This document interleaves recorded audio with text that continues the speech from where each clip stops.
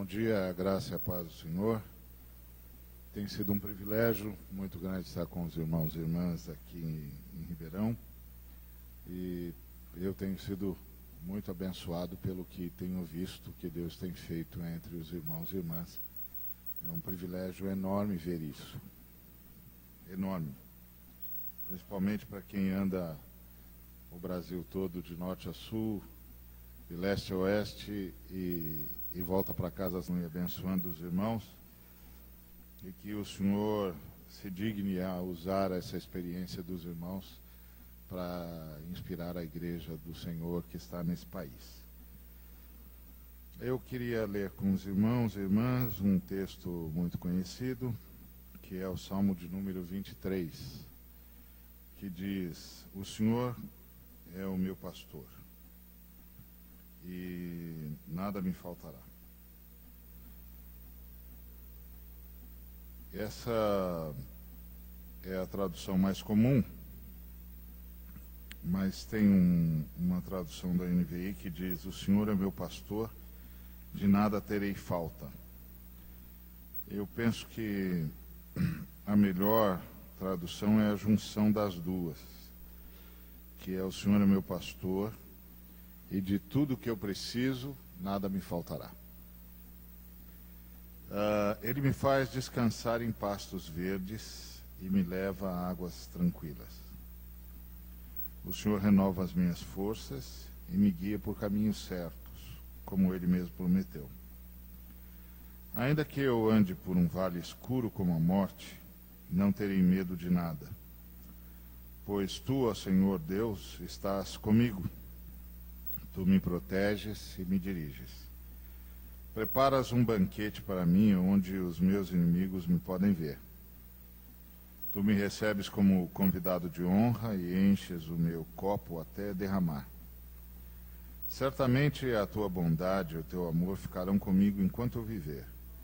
E na tua casa, ó Senhor, morarei todos os dias da minha vida. Eu li na linguagem de hoje. Eu gostaria de compartilhar com os irmãos sobre pastoreio a partir desse texto, porque esse é um texto basicamente de pastoreio. Começa dizendo isso: o Senhor é o meu pastor e nada me faltará.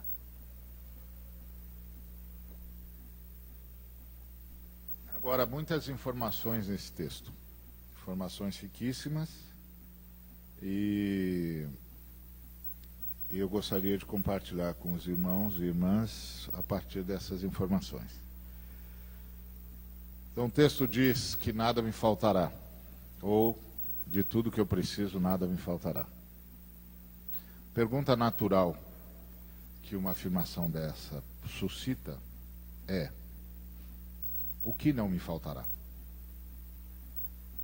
O que é que eu preciso e que não me faltará? Essa é a pergunta natural.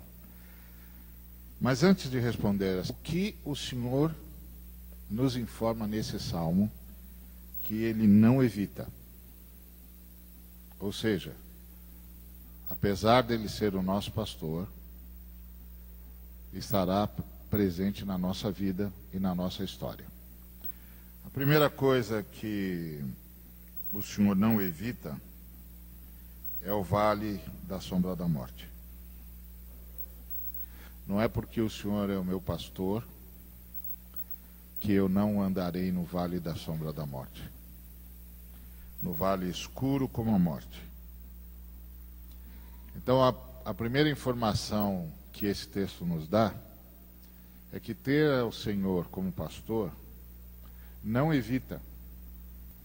Portanto, a primeira informação que esse texto nos dá a respeito do que Deus não evita é de que todos nós passaremos pelo vale da sombra da morte. É inevitável. Todos nós teremos de enfrentar o sofrimento, a angústia, a dor, a incerteza, que é o que caracteriza o vale da sombra da morte. É interessante porque é o vale da sombra da morte, não é o vale da morte. Mas o vale da sombra da morte é como se você estivesse andando na beira de um precipício, num pedaço muito fino de terra, onde seus pés não podem resvalar. Porque qualquer resvalo do seu pé pode ser fatal. Ou seja, você pode precipitar-se abismo abaixo. Isso é que a Bíblia chama de a sombra da morte. É o lugar onde a gente realmente começa a ter medo de que as coisas não vão dar certo. A gente vai perecer ali. A coisa está ficando muito difícil e está soando cada vez mais como insustentável e insuperável. Esse é o Vale da Sombra da Morte. É o lugar onde a gente não entende direito o que está acontecendo. Porque fica aquela pergunta: como andando com o Senhor, fazendo tudo o que eu entendi que o Senhor queria que eu fizesse, eu cheguei nessa situação? Esse é o Vale da Sombra da Morte. Ele parece o fim. Parece que, ok, acabou, é isso aqui mesmo, não tem saída. Então isso não vai ser evitado. Nós vamos passar por ele. Que outra coisa que o Senhor não evita? O Senhor não evita os inimigos. Preparas um banquete para mim, onde os meus inimigos me podem ver. Talvez eu e você que a gente não tivesse de enfrentar nenhuma oposição dessa ordem, porque a oposição de um inimigo é uma oposição de guerra, não é uma oposição pacífica. Os amigos fazem oposições pacíficas, porque os amigos afiam a gente, como ferro afia o ferro. Mas os inimigos não.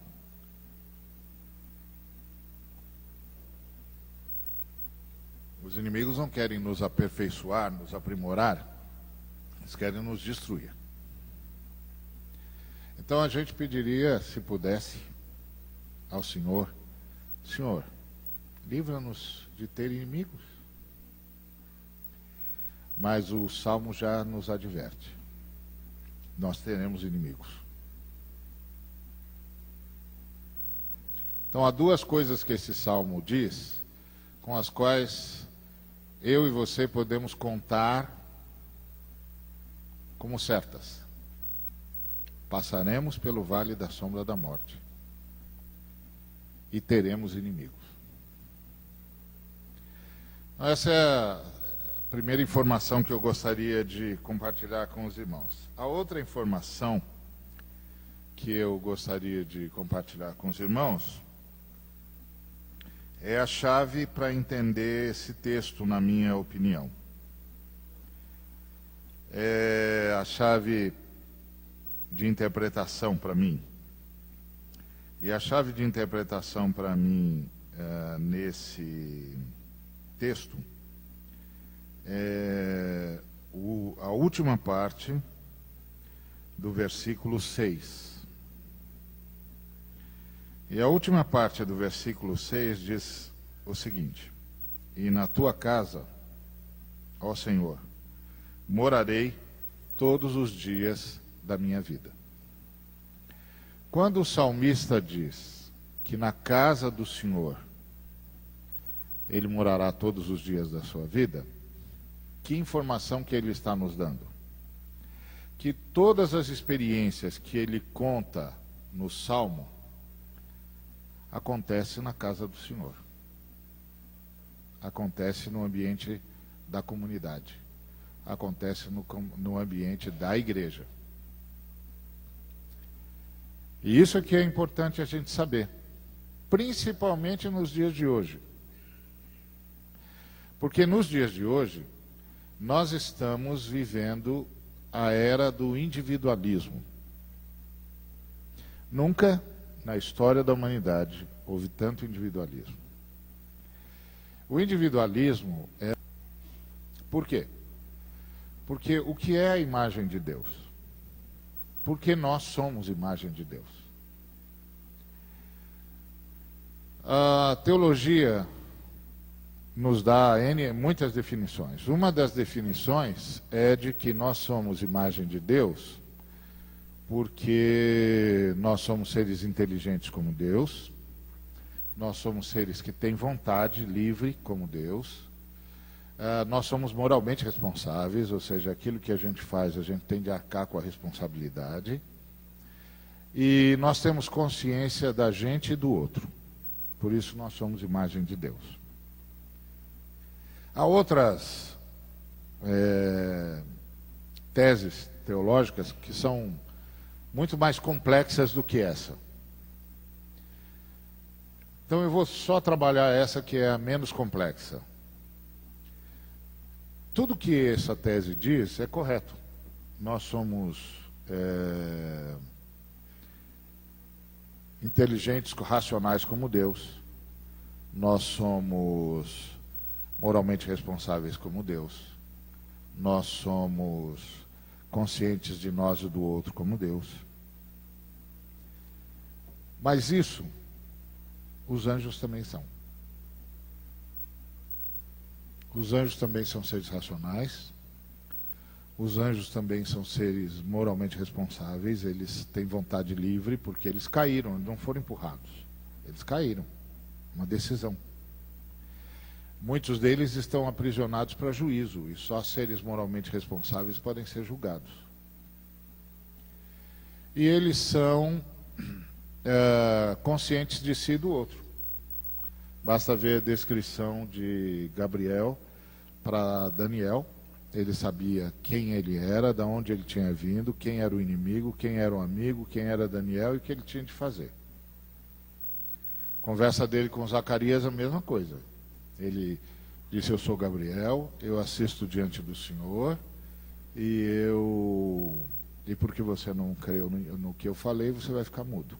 Sabe tudo. Mas eles não são imagem e semelhança do Senhor, só nós somos. Então o que é que nós temos que os anjos não têm? Não é o corpo, até porque Deus é espírito.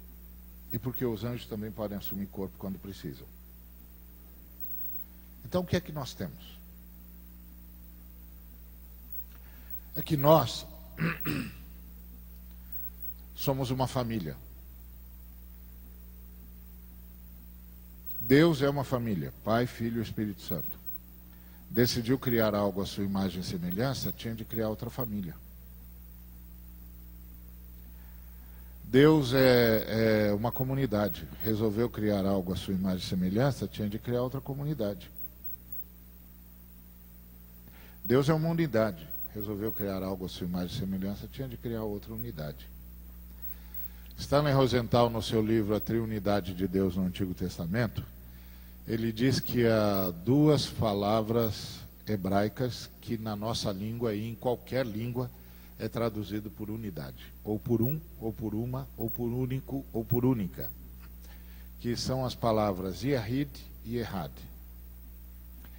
Tanto uma quanto a outra, quando traduzida para o português e para qualquer uma das línguas do mundo, pode ser traduzido por um, por uma, por único, ou por unidade, ou por única, depende só do contexto.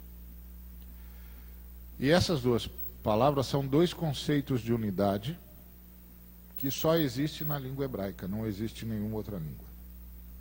E o que dizem esses conceitos? Por exemplo, Yahid. Se você for comprar um copo de água como esse aqui, e você for usar a língua hebraica, para um copo você vai usar a palavra Yahid. Por quê?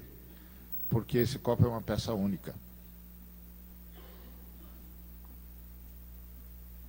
Mas se você for comprar um cacho de uvas, você vai usar a palavra errad.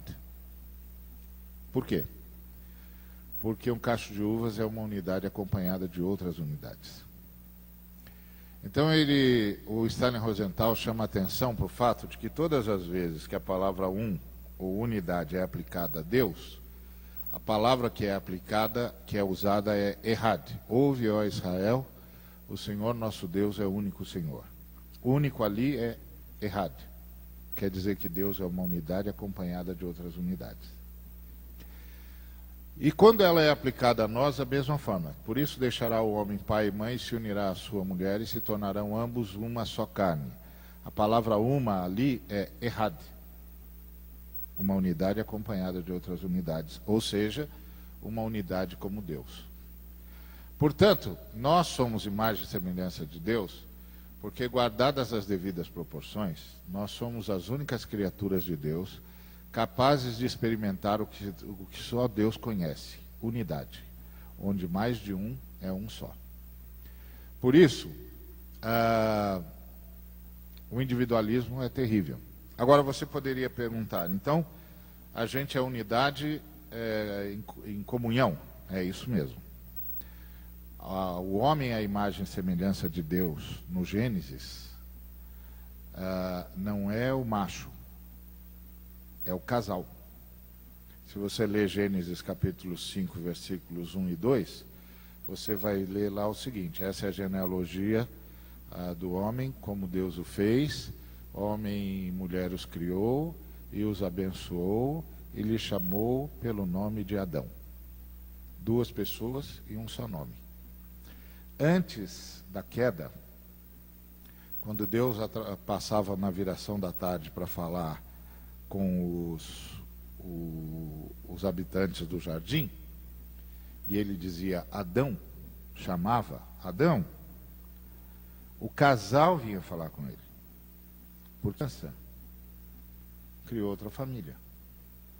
Aí você pode me perguntar, mas quer dizer que individualmente, então, eu não sou imagem e semelhança de Deus? É. Eu e você. Mas eu e você somos imagem e semelhança de Deus porque nós nascemos da unidade, na unidade e para a unidade. Então, o que significa o individualismo? A negação de entrar na unidade. O individualismo diz assim: você para mim é problema seu, eu me basto, eu sou o centro do universo, tudo funciona à minha volta e tudo funciona para mim. Se não funcionar para mim, não presta. Isso é a negação da imagem de Deus. Isso é a negação da família. Isso é a negação da unidade humana. Isso é a negação da unidade cristã. Porque a igreja é a retomada da unidade. Morarei na tua casa todos os dias. A casa do Senhor é a unidade do povo de Deus. Porque é na unidade do povo de Deus que a imagem de Deus aparece. Então eu sou imagem e semelhança de Deus porque eu nasci na unidade. Eu nasci da unidade e eu nasci para a unidade. Eu nasci da unidade porque eu sou filho da humanidade. Então eu nasci da unidade humana. Eu nasci na unidade porque eu nasci na humanidade. E eu nasci de uma família. Envolver com a unidade humana, para me tornar parte da unidade humana, para cooperar com a unidade humana, para fortalecer a unidade humana. Por isso que eu, individualmente, também sou imagem e semelhança de Deus. Mas se eu adoto o individualismo, eu estou me recusando a fazer parte da unidade humana. E o que é a igreja? A igreja é a retomada da unidade humana que se perdeu na queda. É a retomada da imagem de Deus. Então, isso posto, o segredo desse texto é: morarei todos os dias da minha vida na tua casa. Então, isso isso nos dá condições de responder a primeira pergunta, que é: o que é que eu preciso e não me faltará? Primeiro, eu preciso de descanso. E eu preciso de descanso em pastos verdes. O que é descansar em pastos verdes? Lembre-se que nós estamos falando a partir da nossa condição de ovelhas, porque só pode dizer o Senhor é meu pastor quem pode dizer eu sou ovelha do Senhor. Porque o pastor pastoreia ovelhas. Então só pode dizer o Senhor é meu pastor quem pode dizer eu sou ovelha do Senhor. E ser ovelha do Senhor significa é Ele que me alimenta, é Ele que me dá nome, é Ele que me leva, é Ele que me guia, é Ele que me diz o que eu tenho de fazer, é com Ele que eu faço, é no poder dEle que eu faço. Eu não ouso dar um passo sem o meu pastor. O Senhor é o meu pastor. Porque ovelha é, por definição, um ser dependente,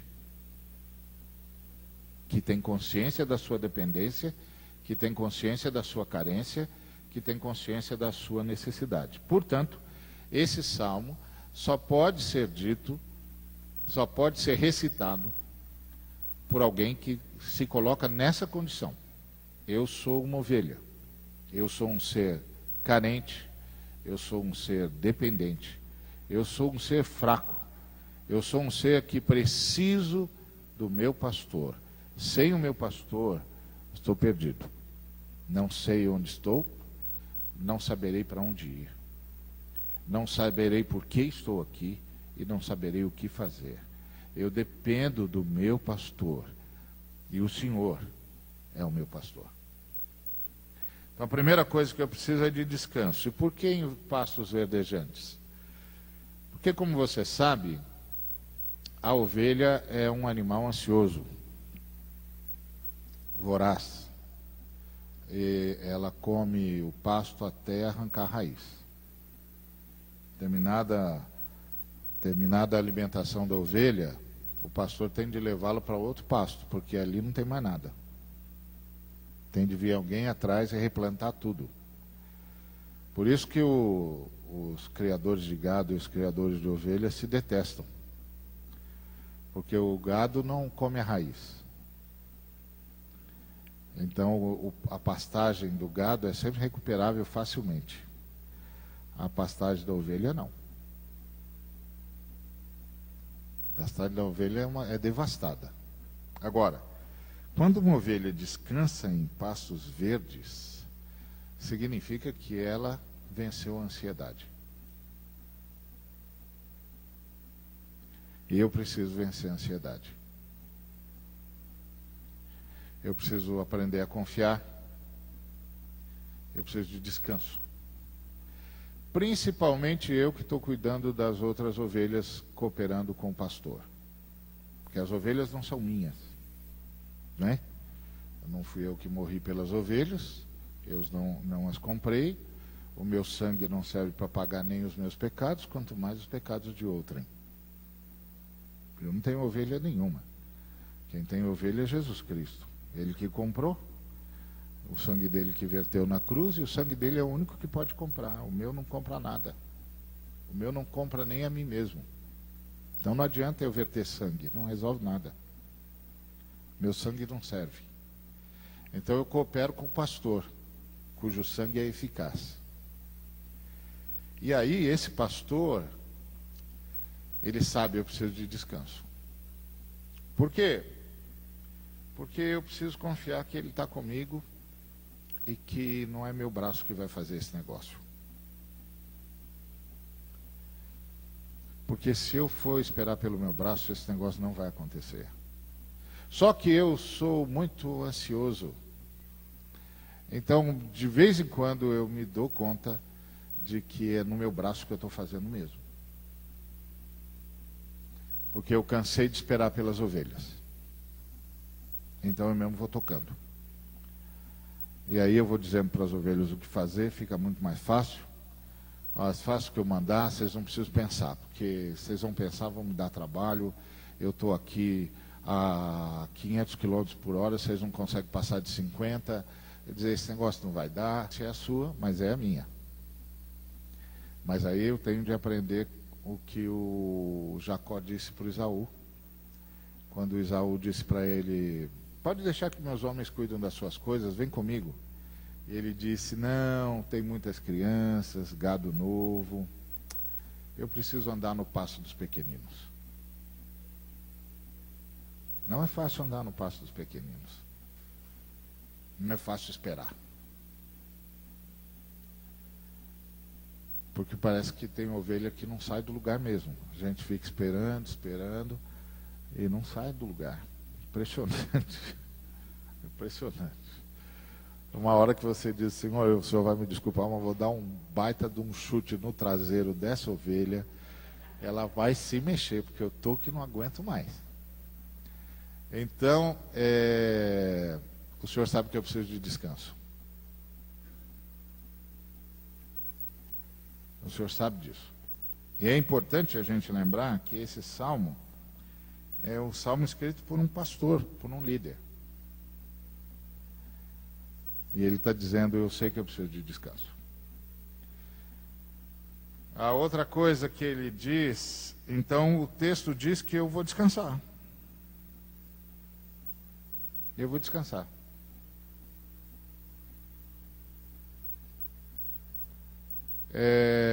Eu vou ser saciado. A outra coisa que não vai me faltar é águas tranquilas. Água tranquila é uma coisa importantíssima, porque quando os animais vão beber água é quando eles são mais frágeis.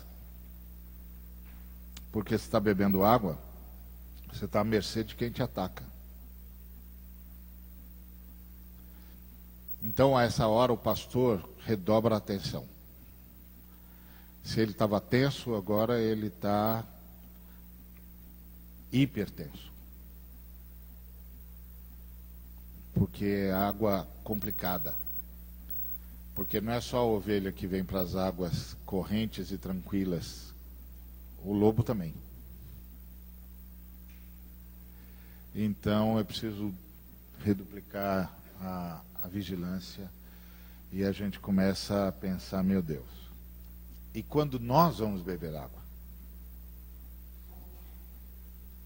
Quem cuida da retaguarda?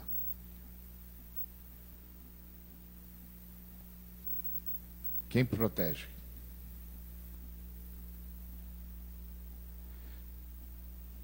O Senhor disse que vai nos levar para essas águas, onde eu não preciso ter medo de ser atacado, onde eu estou sob a proteção dEle, onde eu posso descansar, de fato, em pastos verdes e águas tranquilas. Ele me dá descanso. Outra coisa que o Senhor disse que não vai me faltar é a renovação das forças. Ele vai renovar as minhas forças. Quanto mais, por mais esgotado que eu me sentir, não tem problema. O Senhor vai renovar as forças. O Senhor vai me revigorar. O Senhor vai me alcançar na minha fraqueza. O Senhor vai me alcançar na minha necessidade. E o Senhor vai renovar as minhas forças. O que mais? O Senhor vai me guiar pelo caminho justo. Isso também não me faltará. Então não me faltará descanso, não me faltará renovo das forças e não me faltará direção para fazer o que é certo. O Senhor vai me dar direção para fazer o que é certo.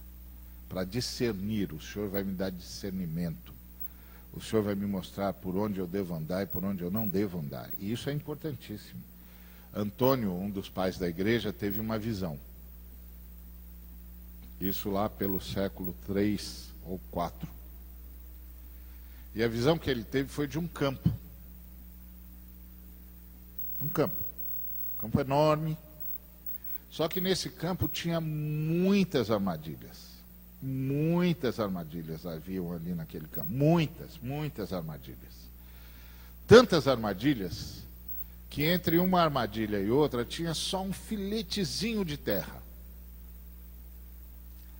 Aí ele falou com o senhor o seguinte: Senhor, o que é essa visão?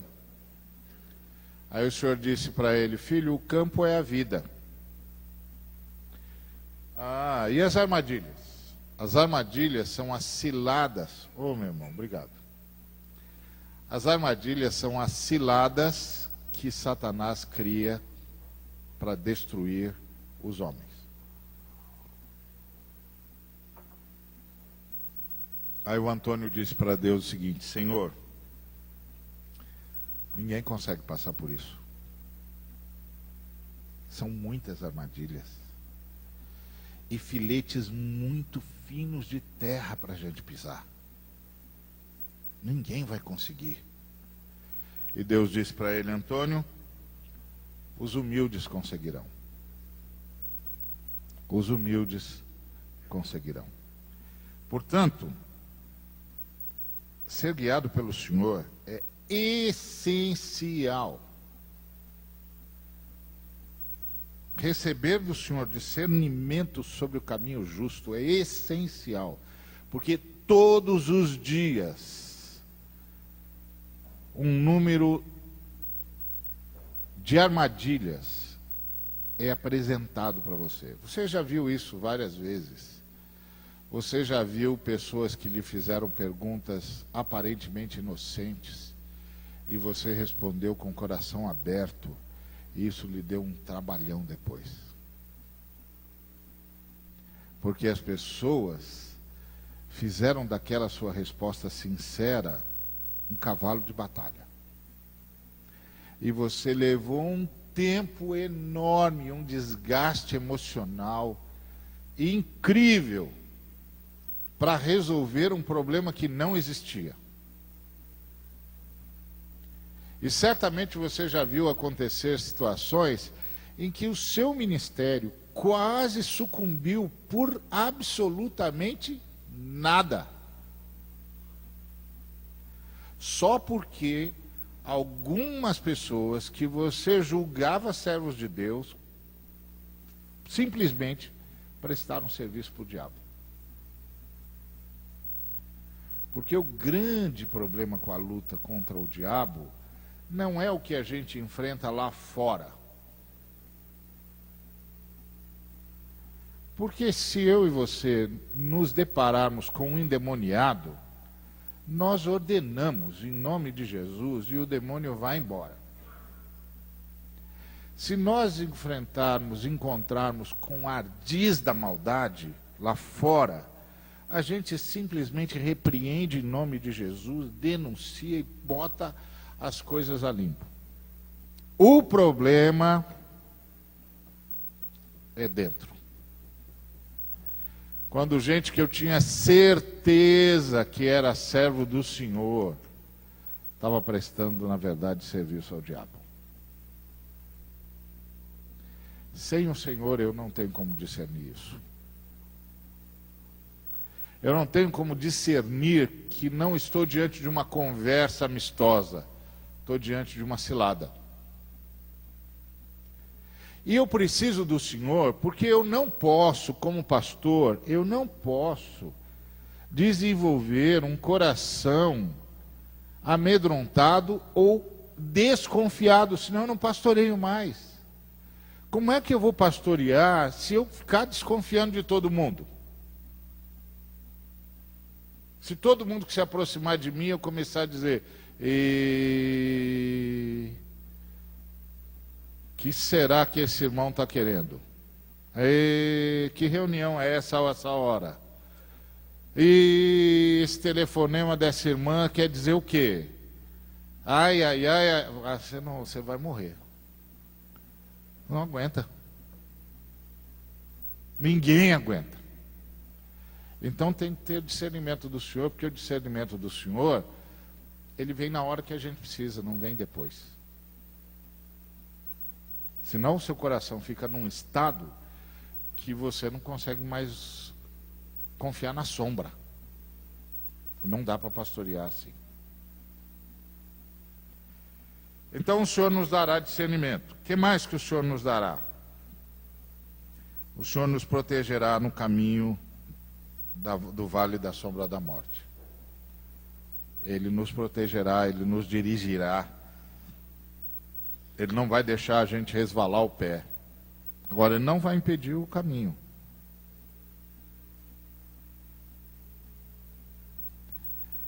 Ele não vai impedir.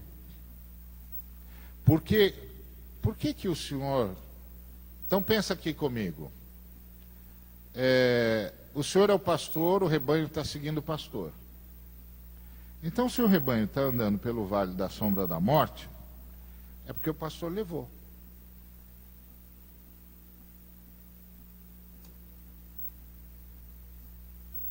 Por que que o pastor levou o rebanho para o caminho pelo vale da sombra da morte? Que pastor é esse que leva o seu rebanho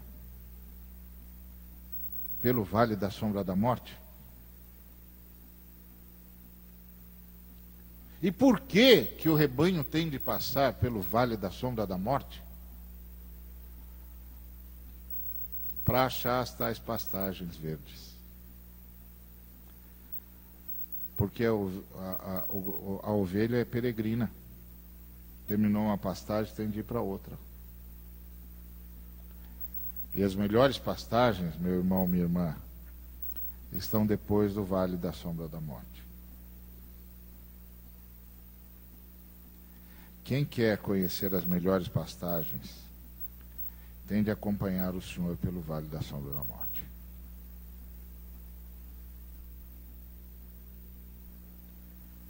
Quem quer conhecer as melhores águas, tem de acompanhar o Senhor pelo vale da sombra da morte.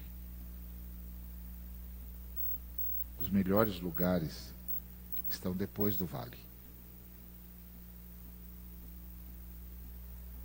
Se você quer realmente uma comunhão profunda com o Senhor,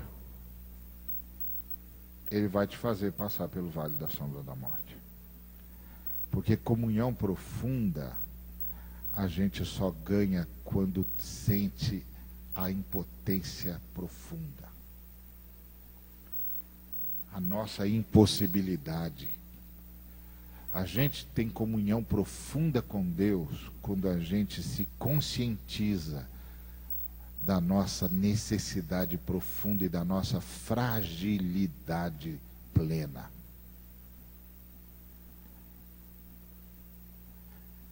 Por isso que o Senhor vai guiar-nos pelo vale da sombra da morte. Todo mundo que está servindo ao Senhor, um dia, pelo menos, tem de ter uma experiência com a sua fragilidade. Você não será um servo, uma serva do Senhor, com o nível de profundidade que eu e você queremos, sem que antes tenhamos uma experiência com a nossa fragilidade. Sem que antes desistamos de nós. Sem que antes cheguemos à seguinte conclusão: eu não sei, eu não posso, eu não tenho, eu não sou.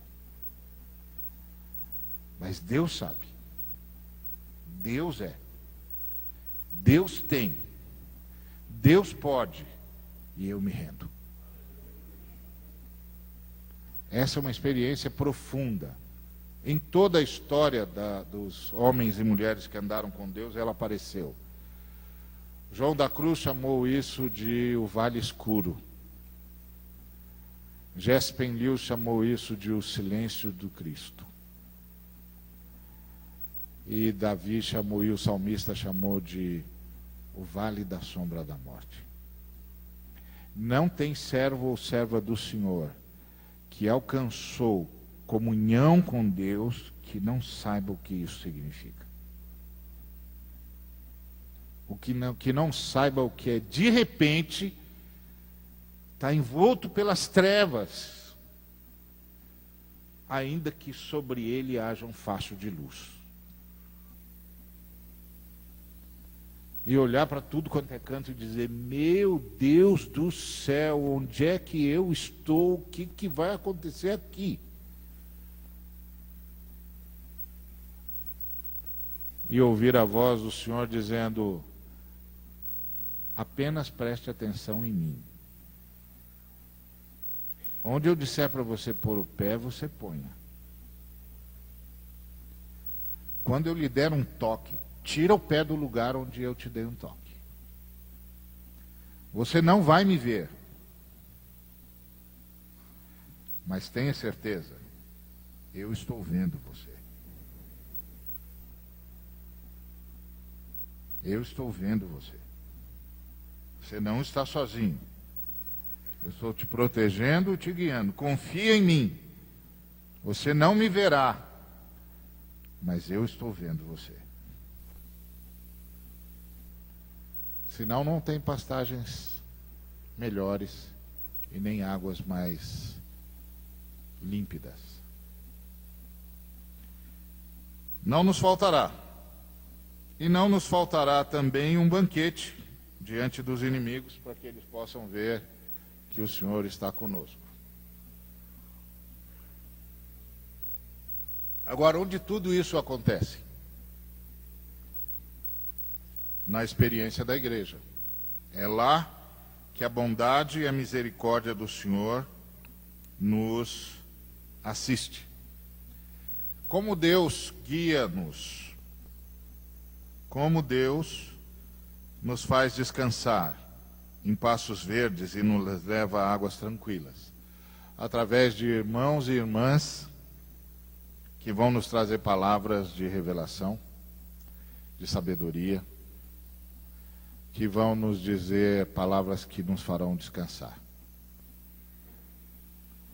Através de ministrações onde o Espírito Santo falará conosco.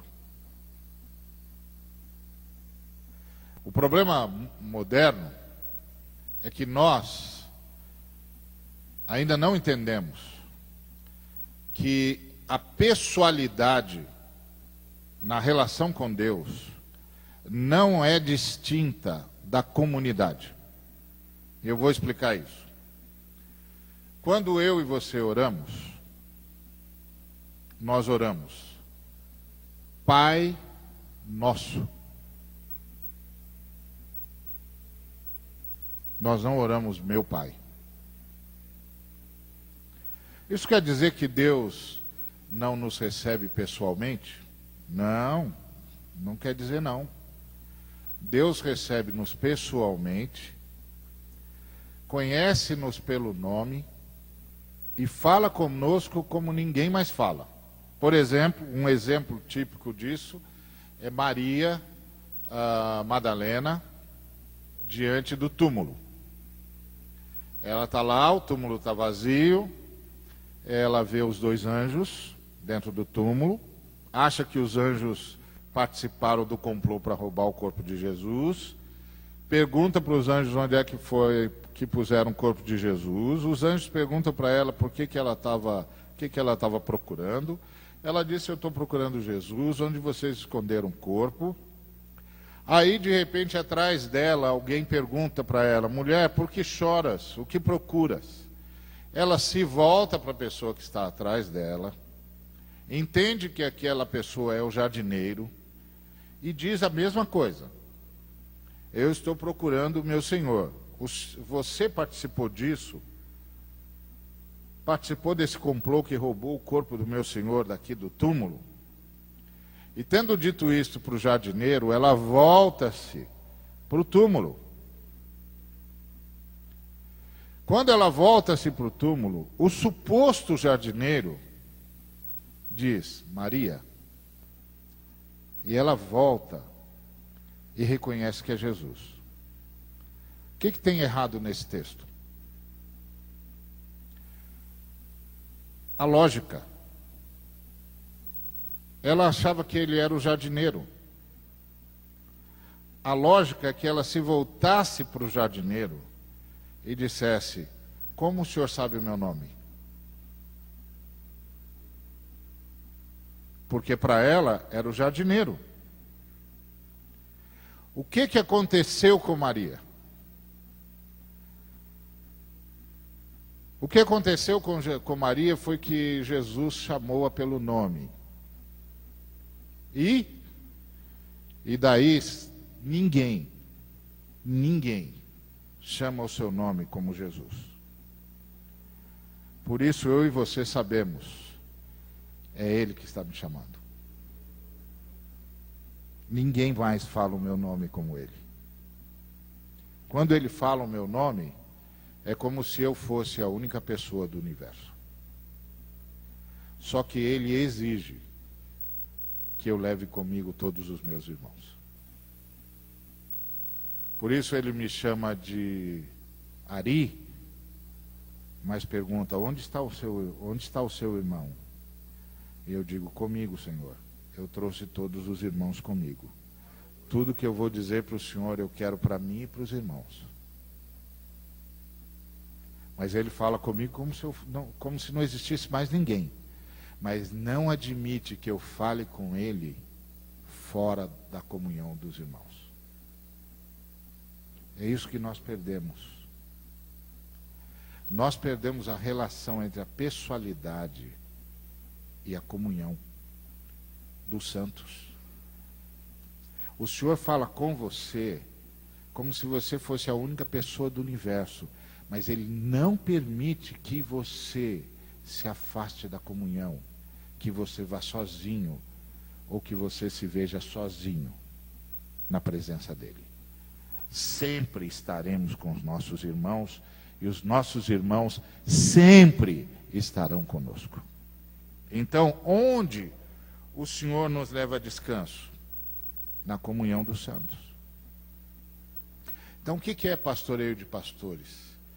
É esse momento em que os santos que estão convocados pelo grande pastor para cooperar com ele no cuidado das suas ovelhas, e esses santos e santas são apenas ovelhas. Nós não somos mais do que ovelhas. Não importa como somos tratados nas nossas denominações e nas nossas igrejas. Isso é uma decisão nossa, nós temos motivos históricos, tradicionais, teológicos, não importa. Isso é nosso. Nós decidimos a melhor forma de administrar isso. Não importa. Agora nós não estamos falando das nossas denominações, nós não estamos falando da nossa posição, nós não estamos falando dos títulos que as nossas denominações decidem atribuir a nós. Não é disso que nós estamos falando agora. Não estamos dizendo nem que é justo, nem que é injusto que as nossas denominações fazem. Isso não é um problema que nós estamos discutindo, porque nós estamos falando de pastoreio. Estamos falando de outra coisa. E quando nós falamos de pastoreio, nós estamos falando de ovelhas. E nós somos apenas ovelhas. Nós também precisamos de pastoreio. Nós também precisamos desse descanso. Onde a gente vai encontrar? Na comunhão dos santos. Então, pastoreio de pastores é quando os santos que o Supremo Pastor destacou para cooperar com ele no cuidado do rebanho, se sentam para serem instrumentos desse pastoreio. Que pastoreio? O que promove descanso. O que renova as forças. O que ajuda a andar no vale escuro da morte. O que ajuda a discernir os caminhos. O que nos sustenta diante dos nossos adversários. Então, onde Deus nos pastoreia? Na comunhão dos santos. Por isso, muitos de nós somos derrotados pela nossa visão. Porque nós achamos que o Senhor nos pastoreará individualmente.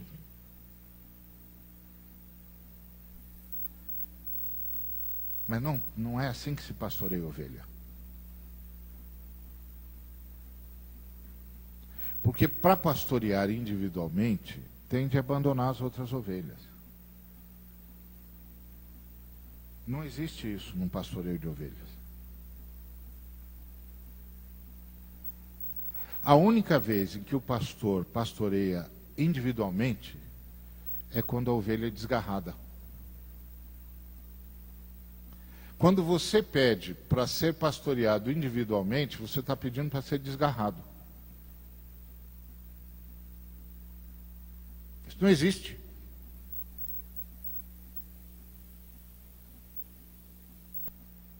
O pastoreio é comunitário. Por isso que vocês têm aqui é muito mais precioso do que talvez os irmãos já tenham parado para analisar, porque às vezes a gente vai fazendo a vontade do Senhor e não vai parando para pensar no profundo significado de tudo que Deus está fazendo. A gente vai andando, o Senhor vai dizendo, a gente vai fazendo, não para meditar no tudo que o Senhor está fazendo. Pois o Senhor está pastoreando. E o Senhor pastoreia na comunidade. Então, o pastoreio de pastores é essa comunhão onde nós vamos receber o que o Senhor prometeu que nos daria. Apacentamento. O que o Senhor prometeu? Descanso.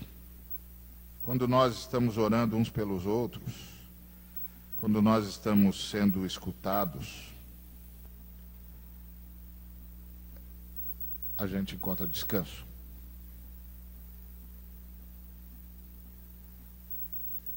Então é assim que o Senhor nos leva ao descanso. Então, quando a gente faz programas de pastoreio de pastores, tudo que a gente faz é reunir pastores para experimentar o Salmo 23. Pastores e pastoras precisam reconhecer que precisam ser pastoreados, que precisam desse descanso, e que Deus não vai levar esse descanso lá no seu quarto necessariamente. Até pode, numa situação de emergência.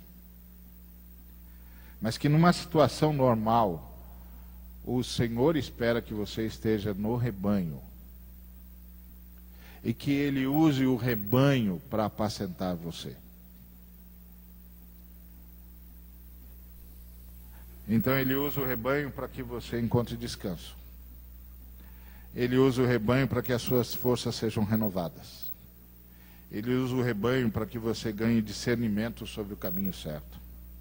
Ele usa o rebanho para que você consiga sobreviver no vale da sombra da morte. Ele usa o rebanho para que você se sinta honrado no meio dos seus inimigos. Por isso que o salmista termina dizendo: tu me recebes como convidado de honra. Onde eu me sinto honrado? No pastoreio, quando sou pastoreado. E aí, qual é a chave de toda essa experiência do salmista? A chave da experiência do salmista é de você viver. E o salmista me responde: porque eu morarei na casa do Senhor todos os dias da minha vida. Onde a bondade do Senhor se revela, onde o amor do Senhor aparece, onde a misericórdia do Senhor se manifesta, na casa do Senhor. Então é curioso que você muitas vezes pensa assim: eu preciso de um descanso da igreja. Mas só tem descanso da igreja na igreja. Não tem descanso fora da igreja. Fora da igreja, meu filho, é o dilúvio.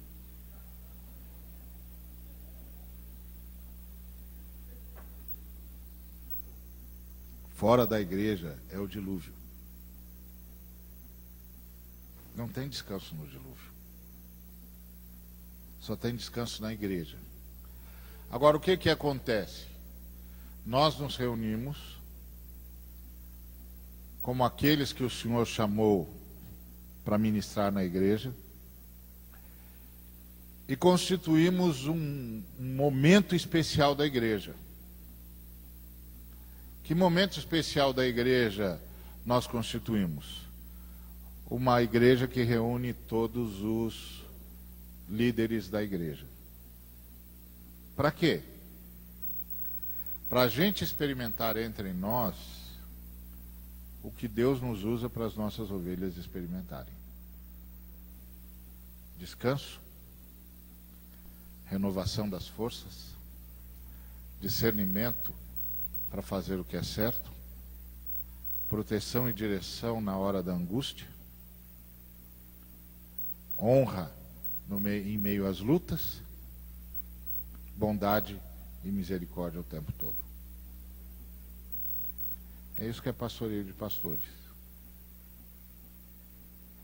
É a gente se reunindo para experimentar o Salmo 23, que é o que guia a gente no nosso ministério de cuidar das ovelhas de Jesus. Por isso é extremamente importante. Se eu e você não fizermos isso, nós não vamos experimentar o Salmo 23. Porque o Salmo 23 ele tem algumas condições, pré-condições básicas. Primeiro, é para ovelhas. Então tem de haver um momento em que eu possa me ver apenas como ovelha. Que eu não precise mais me ver como pastor, como superintendente, como apóstolo, como bispo, apenas como ovelha. Tem de ter um momento. Tem de ter um momento onde eu possa me ver como alguém recebendo descanso. Que ao invés de eu estar dizendo as palavras, eu as estou ouvindo. Eu preciso ouvir também. Eu preciso ouvir as palavras. Porque às vezes a gente pensa o seguinte: eu não preciso ouvir porque eu já sei. E eu sei mesmo, você também sabe, nós sabemos mesmo. Mas isso é igual aquela história da irmã que chegou para o pastor e disse assim: pastor, meu marido não me ama mais. Aí o marido era um homem extremamente sério, um crente extremamente ativo, fiel, etc. O pastor disse: o seu marido não a ama mais? Não me ama mais, pastor. Aí ele disse: mas ele mudou a rotina dele? Não mudou não, senhor. Ele continua chegando exatamente no mesmo jeito, na mesma hora, sem nenhum problema. Ele deixou de prover a casa, ele não cuida mais? Não, senhor, continua do mesmo jeito, cuidando como sempre, zelando pelos detalhes, provendo tudo. Ele deixou de ser um bom pai, como ele sempre foi? Não, senhor, ele continua sendo o melhor pai que eu conheço, dedicado aos filhos, ama os filhos o amam, não mudou nada. Mudou com a irmã, deixou de tratá-la com carinho, deixou de estar perto da irmã, de perceber a irmã. Não, continua me tratando com o mesmo carinho de sempre. Bom, irmão, então, por que a irmã acha que o seu marido não a ama mais? Ela disse: porque ele não diz, pastor. Ele não diz mais que me ama. Bom, vamos conversar com o seu marido. Aí chamou o irmão, reuniu o casal, e disse: ó, meu irmão, sua esposa veio falar comigo e eu quero dizer, estou constrangido, porque o irmão tem sido sempre uma referência para nós, mas eu tenho de dizer, sua esposa veio me procurar, eu tenho de falar com o irmão. Ela disse que o senhor não a ama mais, porque o senhor não diz que a ama. Aí ele disse: querida, há 15 anos, no altar de Deus, diante de Deus, eu disse que a amava. Se um dia eu mudar de ideia, você será a primeira a saber. Então, o problema daquele irmão Não é que ele não amava, é que ele não dizia. A mesma coisa é conosco. Nós sabemos, mas de quando em quando nós precisamos ouvir. Porque a gente sabe. Mas a gente precisa ouvir. Quantas vezes Deus já não usou você para dizer para as ovelhas dele o óbvio? Ela devia saber. Mas ela precisava ouvir. Conosco também. Se você descuidar disso, meu irmão, se você descuidar disso, minha irmã, um dia você vai se levantar e vai perceber que tudo que você tinha se esgotou. Que você não tem condições de levantar da cama. Que você não quer ir para a igreja. Não quero ir dar estudo bíblico. Eu não quero pregar. Eu não quero preparar sermão. Eu não quero. Eu estou cansado. Se você nunca passou por essa experiência, então deixa eu lhe dizer uma palavra de alguém que já está nessa história há 30 e poucos anos. Você vai passar. Vai passar.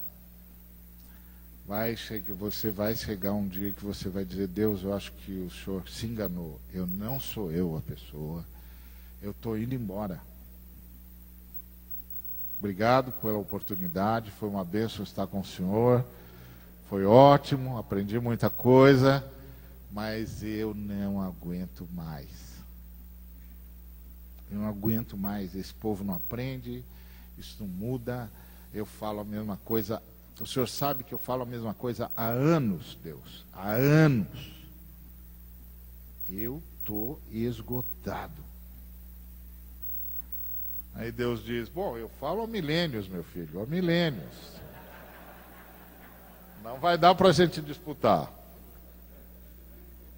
Faz milênios que eu faço a mesma coisa. Eu continuo aqui. Você vai continuar também. Tem uma ótima notícia para você. Você vai continuar. Mas o que é que eu e você precisamos? De quando em quando parar, irmão. De quando em quando parar, irmã. Para ouvir. Ouvir o quê? O óbvio do Salmo 23. Por que eu vim hoje de manhã para falar com vocês sobre pastoreio de pastores e peguei o salmo mais conhecido do mundo? O óbvio do óbvio. E você certamente pensou: Ari, Salmo 23, Ari, pelo amor dos meus filhinhos. Porque o pastoreio é isso mesmo, irmãos, é parar para ouvir o óbvio. O que eu já sei, o que você já sabe, mas que eu e você de vez em quando temos de parar para ouvir. Como ovelhas. Não como apóstolos, nem como bispos, nem como superintendentes, nem como pastores, nem como reverendos. Como ovelhas.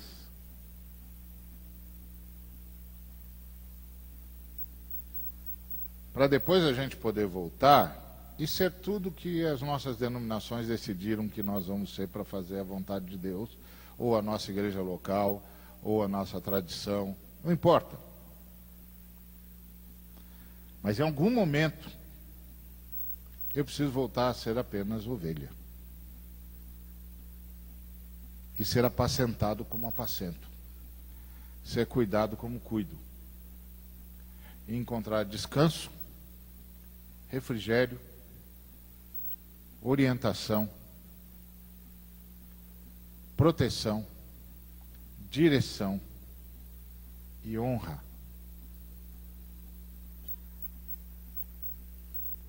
Em algum momento tem de acontecer isso. Isso acontece na comunhão dos santos.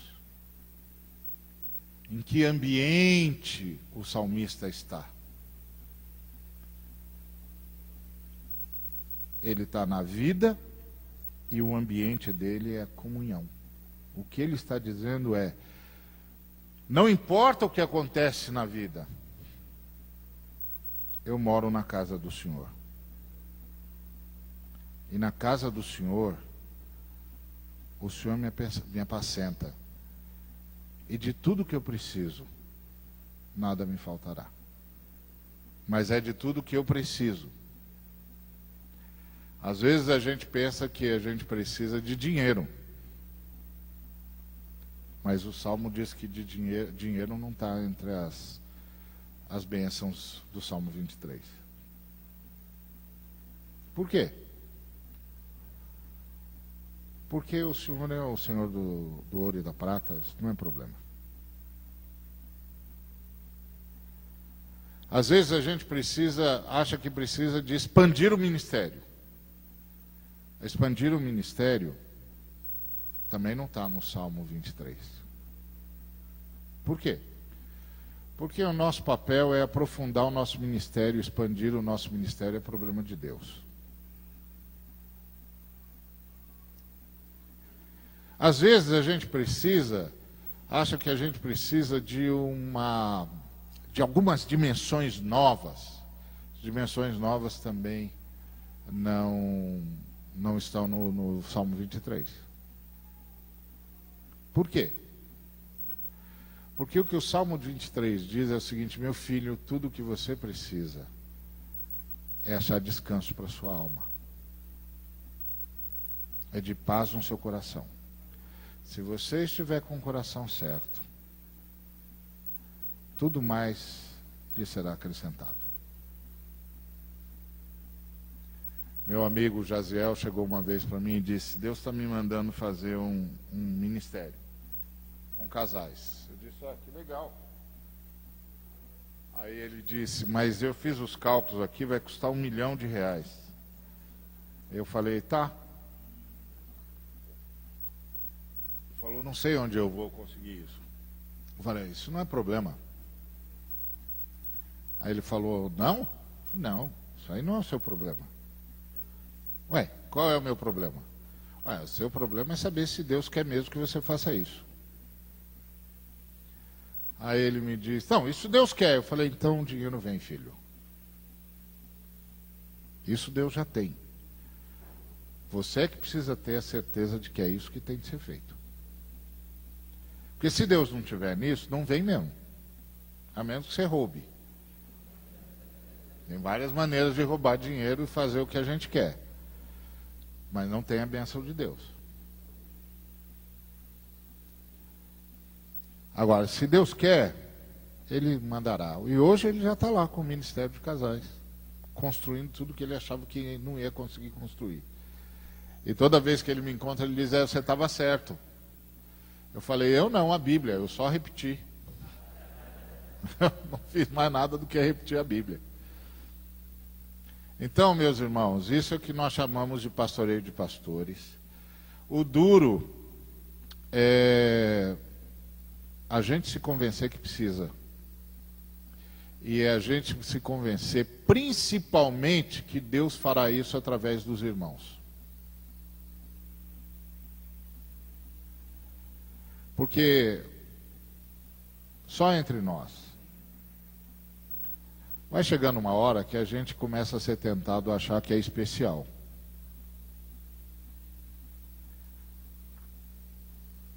E a gente começa a dizer assim: se Deus quiser falar comigo, Ele fala comigo. Eu já ouvi isso muitas vezes. E eu sempre tenho a alegria de dizer para o irmão: engraçado, Deus, quando quis falar com Paulo, chamou Ananias.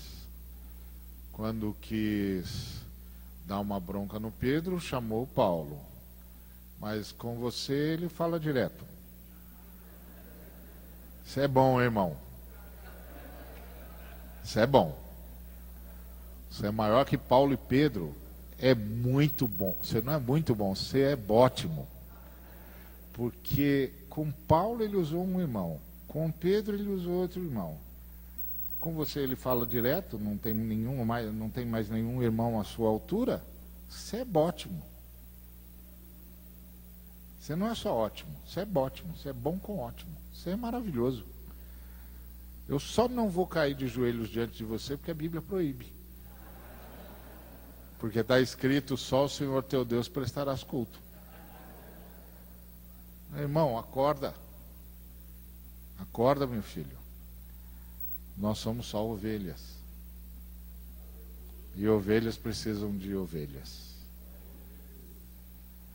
Então, quando eu e você percebemos isso, a gente se deixa ministrar.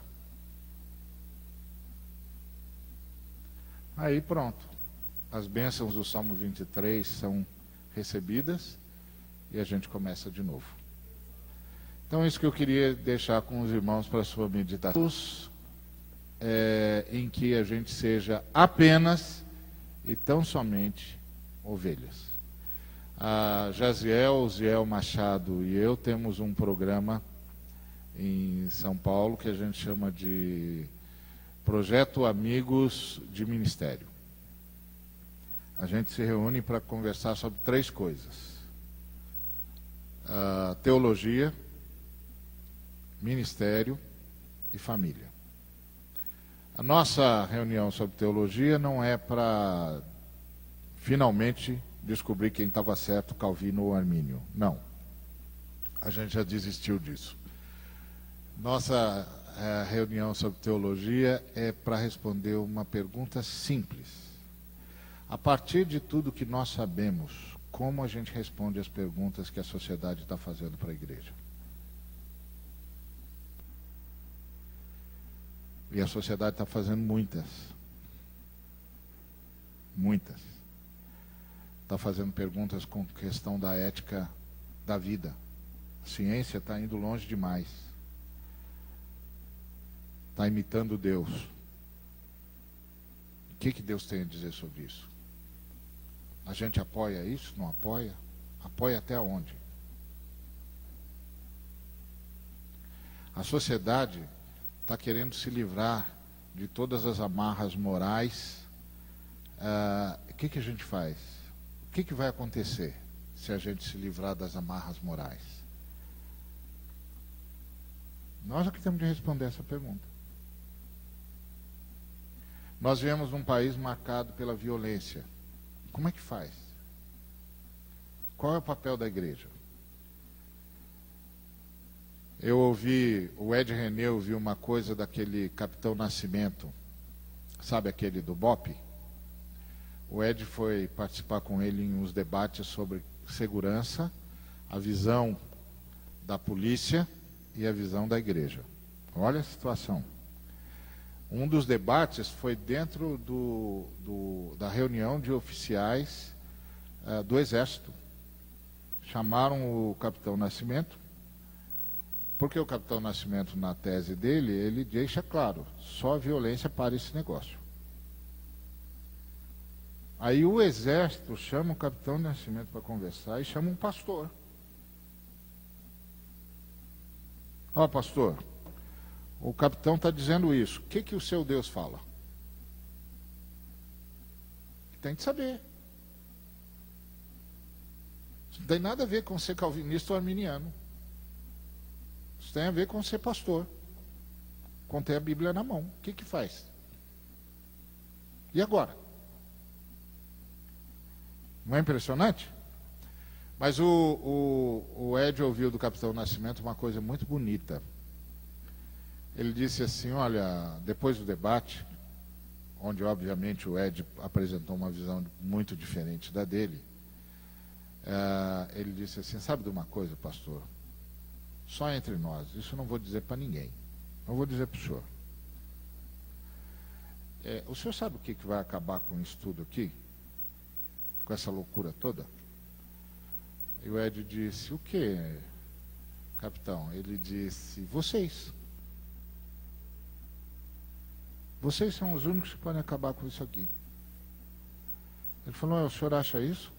Ele falou, vou contar uma história para o senhor, traficantes. Fui lá com o meu pessoal. Cheguei lá, o tiroteio para tudo quanto é lado. Já tinha um policial caído no chão. E eu comecei a matar gente. Nisso, um tenente meu disse: eu vou buscar o companheiro lá.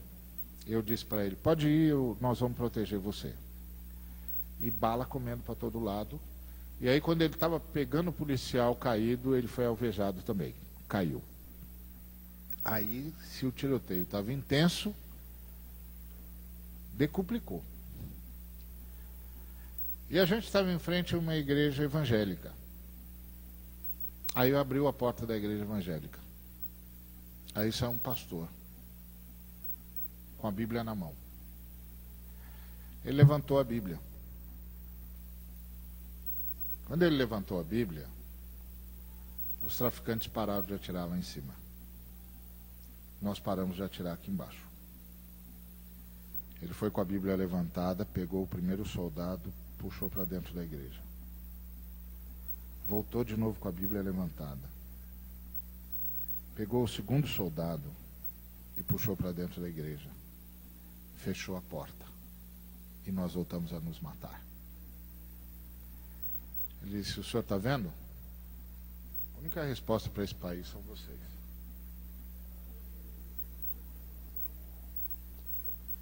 Por isso, irmão, eu e você precisamos cuidar da saúde da gente. Porque a única saída para esse país é o Evangelho. Isso aqui faz 500 anos que é um banho de sangue. 500 anos, irmão. 500 anos, irmã. Isso aqui é um banho de sangue. Só nós podemos parar isso pelo poder da cruz e da ressurreição. Por isso que é tão importante que eu e você estejamos saudáveis. Por isso que é tão importante que eu e você nos ministremos, onde as bênçãos do Salmo 23 possam ser aplicadas na nossa vida também. Que Deus nos abençoe.